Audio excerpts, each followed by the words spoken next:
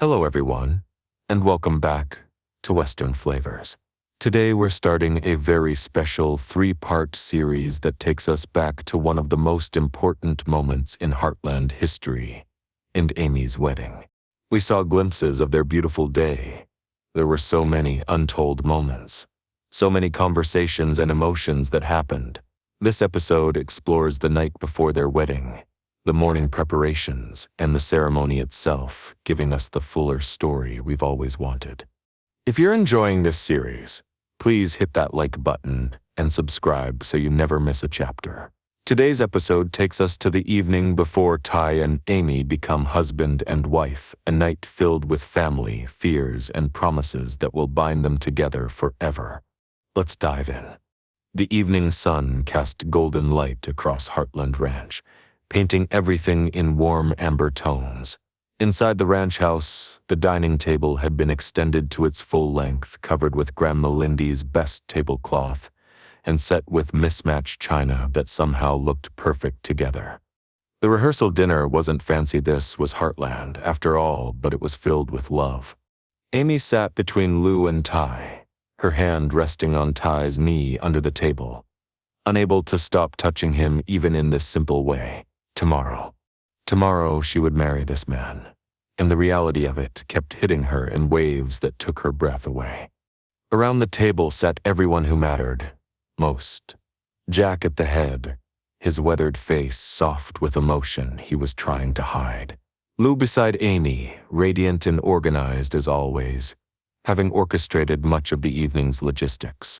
Georgie, across from them, practically bouncing with excitement about being part of the wedding. Caleb next to Ty, already grinning about the bachelor evening he had planned. Peter had come from Vancouver, and even Tim had shown up, surprisingly subdued and appropriate for once. Jack stood, his water glass in hand, and the table fell silent. He cleared his throat, and Amy saw his eyes were already glistening. Well, I'm not much for speeches, as you all know, but tomorrow is a special day. Amy and Ty, watching you two grow up together, watching your love grow from friendship into something deeper. It's been one of the great privileges of my life. His voice caught slightly, and he paused to collect himself. Marriage isn't always easy. Your grandmother and I, we had our share of struggles. But I can tell you this, having someone by your side who knows you completely, who chooses you every single day, that's worth fighting for. That's worth everything. He looked directly at Amy, then at Ty. I see that in you two, the way you choose each other, even when it's hard. Especially when it's hard. Tomorrow you'll make it official, but the truth is, you've been choosing each other for years now. Grandpa, I love you. Her voice was thick with tears. Jack smiled, his own eyes wet. I love you too, kiddo, both of you. Welcome to the family, Ty, officially. Thank you, Jack, for everything. For taking me in, for believing in me when I didn't believe in myself, for raising the most incredible woman I've ever known. The table erupted in affectionate agreement, Lou dabbing at her eyes with her napkin. After Jack sat down, others took turns sharing toasts. Caleb's was predictably inappropriate and hilarious. Lou's was beautiful and organized. Georgie's was sweet and short. As the dinner continued, Amy found herself studying the faces around the table. This was her family, biological, chosen, and everything in between. Tomorrow they would all gather again, but tonight felt intimate, special in a different way. Amy, do you remember Mom's wedding dress? The one in the attic? The one with the lace sleeves. I used to try it on when I was little. She would have loved seeing you get married, both of us, actually, but especially you. You were always her little shadow. The familiar ache of missing her mother settled in Amy's chest, bittersweet tonight. Jack seemed to sense the shift in her mood. Your mother's wedding day was something special. You want to hear about it? Really? You'd tell me? Of course. Marion was so nervous that morning. Her hands were shaking so bad she couldn't button her dress. Your grandmother had to do it for her, but the moment she saw your father waiting at the altar, everything just settled. Like she knew she was exactly where she was supposed to be. He smiled at the memory. Somewhere far away, She told me later that all the nervousness, all the doubt had just disappeared because she wasn't marrying a wedding, she was marrying a man she loved. The rest was just details. I wish she could be here tomorrow. She will be, kiddo. In every way that matters, she'll be there. Lou reached over and squeezed Amy's hand. The two sisters exchanged a look that held years of shared loss and love, of being each other's constant through the grief of losing their mother. After dinner, as people began clearing dishes, Amy slipped away to her room. She pulled out the photo album she'd hidden in her closet, her mother's wedding album. The photos were slightly faded, the colors muted by time, but Marion's joy was vivid and undeniable. There she was in her wedding dress, laughing at something off camera. There she was with Jack, his arm around her shoulders, both of them looking impossibly young. And there, the photo Amy had been looking for Marion and Tim at the altar, her mother's face radiant with happiness and hope. I hope I make you proud, Mom. I hope you'd approve of Ty. She traced her mother's face with one finger, feeling the familiar ache of absence. But underneath, it was something else: gratitude. Her mother had taught her about love, about horses, about trusting her instincts. All of that had led her to Ty. A soft knock at the door made her look up. Lou stood in the doorway, her expression tender. I thought I might find you here. She sat beside Amy on the bed, looking down at the wedding album. She was so beautiful. I wish she could meet Ty. Really meet him, you know. See who he's become. She'd love him. How could she not? He's perfect for you, Amy. Even I can see that, and you know how skeptical I was in the beginning. They both laughed, remembering Lou's early reservations about the troubled boy Jack had brought home from juvenile detention. I'm so proud of you, of the woman you've become, of the love you've built with Ty. Mom would be too. Amy leaned her head on her sister's shoulder, both of them looking at their mother's joyful face in the photograph. Thank you for being here, Lou. For everything. Where else would I be? You're my baby sister. Tomorrow you get married, and I get to watch you become someone's wife. It's everything. They sat together in the fading light, two sisters bonded by loss and love on the eve of one of the most important days of their lives.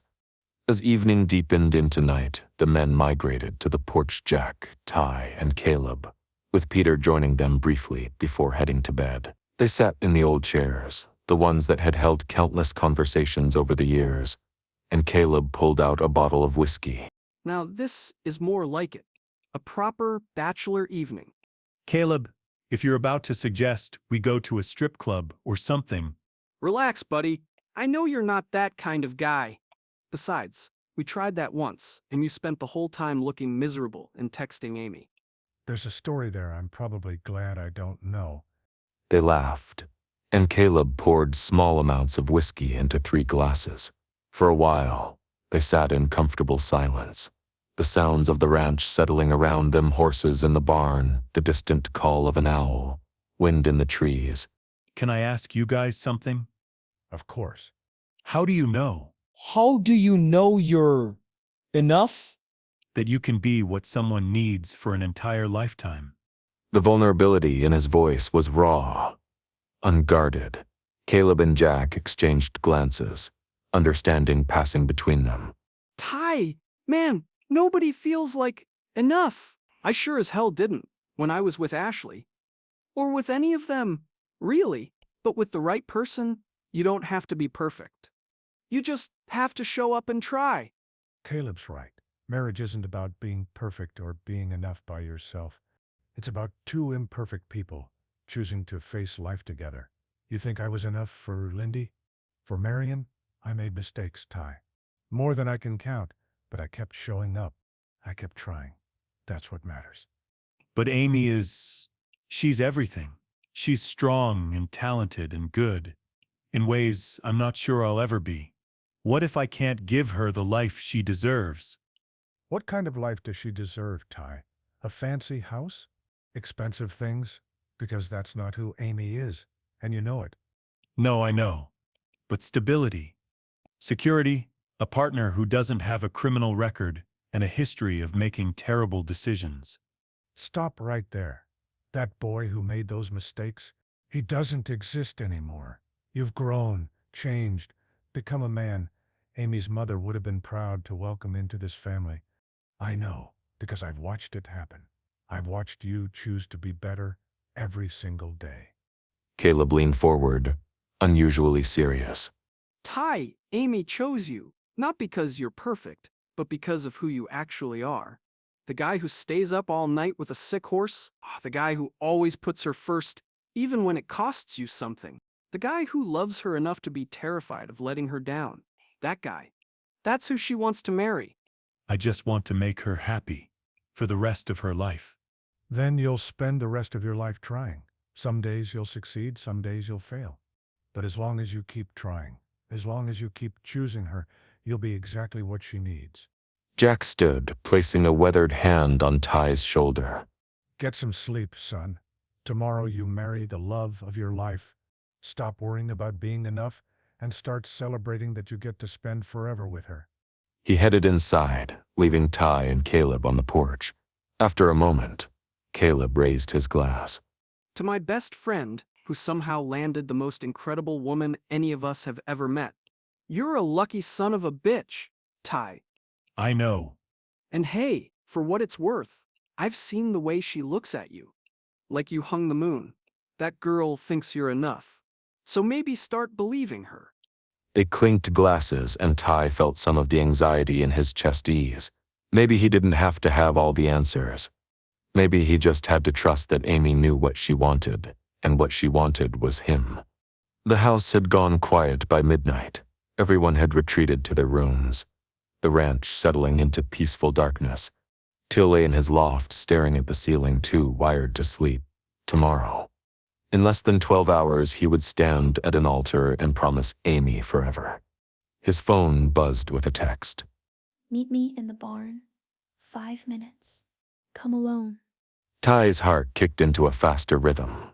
He pulled on jeans and a hoodie, moving quietly through the house and across the yard to the barn. The familiar space was dark, except for a single light in the tack room, casting warm shadows. Amy sat on a hay bale, still in the dress she'd worn to dinner, her hair loose around her shoulders. When she saw him, her face lit up with a smile that made his chest ache. Hey, what are we doing? I couldn't sleep, and I realized that after tonight I won't see you until the wedding. That's too long. I can't go that many hours without seeing you. He crossed to her, sitting beside her on the hay bale. This close, he could smell her shampoo, feel the warmth of her body against his. We're not supposed to see each other tomorrow before the ceremony. Bad luck. I don't believe in that. Nothing about us could be bad luck. She studied his face, and he felt transparent under her gaze, like she could see every fear and insecurity written on his skin. Tid, what's wrong? You've been quiet all evening. Nothing's wrong. Everything's perfect. Don't lie to me. Not tonight. Her voice was gentle, but firm. He looked away, unable to meet her eyes. I'm just nervous, I guess. About marrying me? The vulnerability in her question made him look at her sharply. She was trying to hide it, but he could see fear flickering in her eyes. Fear that he might be having second thoughts, that he might not be ready. No. God, no, Amy. Marrying you is the only thing I'm certain about. Then what is it? He took a deep breath, deciding to trust her with the truth. I'm scared I'm not enough for you. That someday you'll wake up and realize you could have done better. That you settled for the juvenile delinquent with the criminal record and the messed up family history. Amy's expression shifted from fear to something fierce and protective. Ty Borden, you listen to me. I'm not settling. I'm choosing. There's a difference. I'm choosing you, every part of you, including the parts you think are broken, because they're not broken. They're what made you who you are. And who you are is the man I love more than anything in this world. But No buts. You want to know what I'm scared of? I'm scared that I won't be enough for you. that my grief over losing my mom, my obsession with the horses, my stubbornness, that all of it will wear you down eventually, that you'll get tired of dealing with my issues. Amy, that's crazy. Your passion for horses is one of the things I love most about you. Your strength after losing your mom is inspiring, and your stubbornness, that's just determination in a prettier package. See, we're both idiots, worrying about not being enough when we're exactly what the other person needs. They laughed, the tension breaking. Ty took her hand, lacing their fingers together. Tell me something. Something I don't know about you. Something I can carry with me tomorrow when I'm standing at that altar. Amy thought for a moment, her thumb tracing patterns on his palm. When I was 8, I found a baby bird that had fallen from its nest.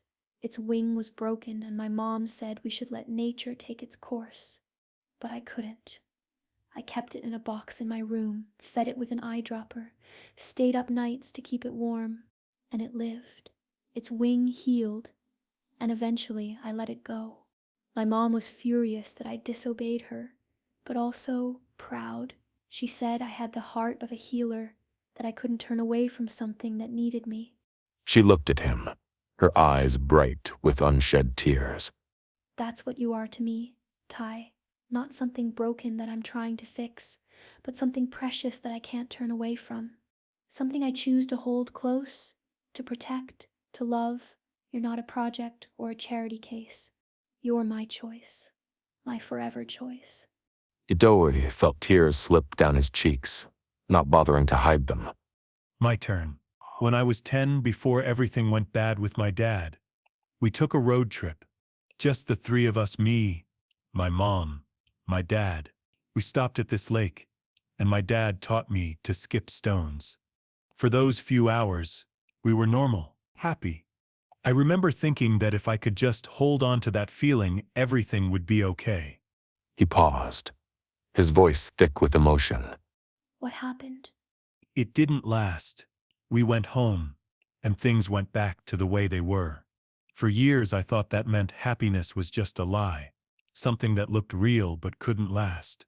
Then I met you, and you showed me that happiness isn't about perfect moments that fade. It's about choosing someone every day, even when things are hard.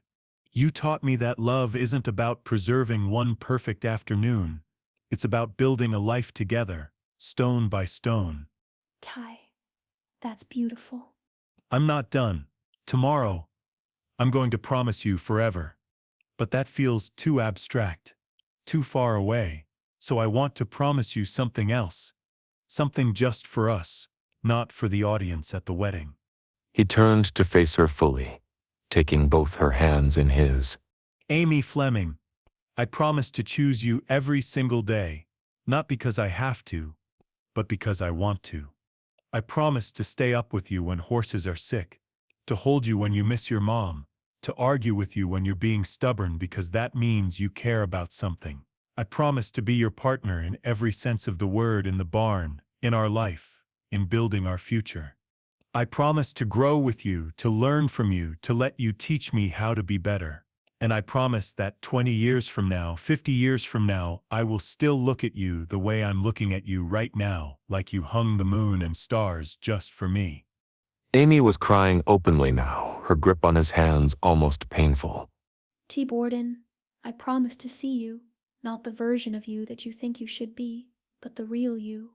The one who stays up reading vet journals, who talks to horses like they understand every word, who cries at sad movies even though you try to hide it. I promise to be your safe place, the person you can be vulnerable with, the one who knows all your fears and loves you more because of them, not despite them. I promise to build a life with you that honors both our dreams, yours of being a vet, mine of carrying on my mother's legacy with Heartland. I promise to fight with you and for you, to never let us become roommates who forgot why we fell in love. And I promise that no matter what life throws at us, we face it together. No more running, no more pushing each other away when things get hard. Together, always. They sat in the barn, hands clasped, tears streaming down both their faces. The promises they'd just made felt more sacred than any vows they would speak tomorrow, because these were just for them, raw, honest, unpolished. I love you so much. It scares me sometimes. Good. Love should be a little scary.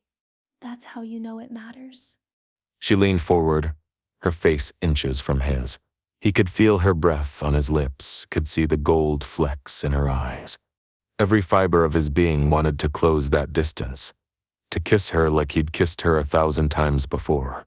But something made him pull back slightly. We should wait Wait? until tomorrow, until the altar. I want our first kiss as husband and wife to be special, not stolen in a barn at midnight, but witnessed by everyone who loves us, sealed in front of God and family and everyone who matters. Amy studied him for a long moment, then smiled, that brilliant, beautiful smile that had captured his heart years ago. You're a romantic, Ty Borden. Who knew? Only for you. They stood, still holding hands, neither wanting to break the connection. At the barn door, Amy turned to him one more time. 12 hours. I'll see you at the altar. I'll be the one in the suit, trying not to cry. I'll be the one in white, definitely crying. Perfect. It's a date. She squeezed his hand once more, then disappeared into the darkness toward the house. Ty stood in the barn doorway watching her go, his heart so full it felt like it might burst. Tomorrow he would marry Amy Fleming.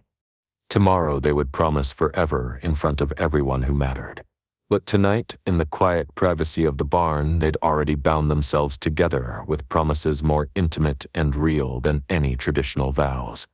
He touched his lips, where her kiss should have been, would have been, if they hadn't decided to wait. The anticipation made it sweeter somehow, knowing that the next time he kissed her, she would be his wife. Ty looked up at the stars visible through the barn door, brilliant and infinite above Heartland Ranch. Somewhere up there, he liked to think Marion was watching, approving, blessing this union between her daughter and the broken boy who'd found his way home. Thank you. For Amy, for Heartland, for Jack. For everything that led me here. I'll take care of her. I promise.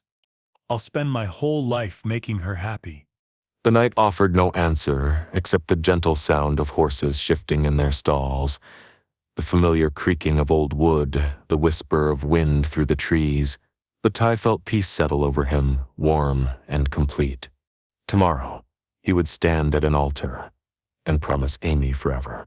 But tonight, in the darkness of the barn, where so much of their love had grown, they'd already made the promises that mattered most. To choose each other, to be honest with each other, to face life together, no matter what came. He walked back to his loft, his heart light despite the late hour. Sleep would come now, he knew, because there was nothing left to fear, nothing left to worry about. In 12 hours he would marry the love of his life, and he was ready. That concludes today's episode of Heartland. On the night before Ty and Amy's wedding, we witnessed the depth of their love and the fears that come with committing to forever. Jack's wisdom about marriage, shared memories of Marion's wedding day, and Lou's sisterly support gave Amy the foundation she needed. Meanwhile, Ty grappled with feelings of inadequacy, questioning whether he could be enough for Amy, until Jack and Caleb reminded him that love isn't about perfection.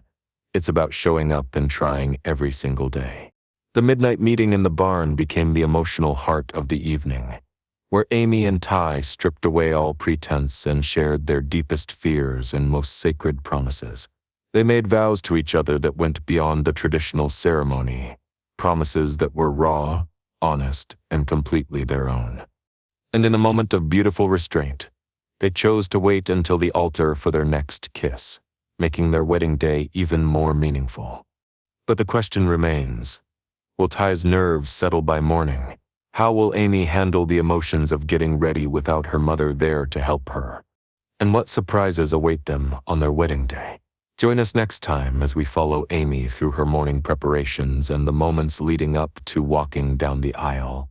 If you enjoyed this emotional episode, please like and subscribe, and tell us in the comments What promises would you make to your partner beyond traditional wedding vows? We'd love to hear your thoughts. Until next time, this is Western Flavors.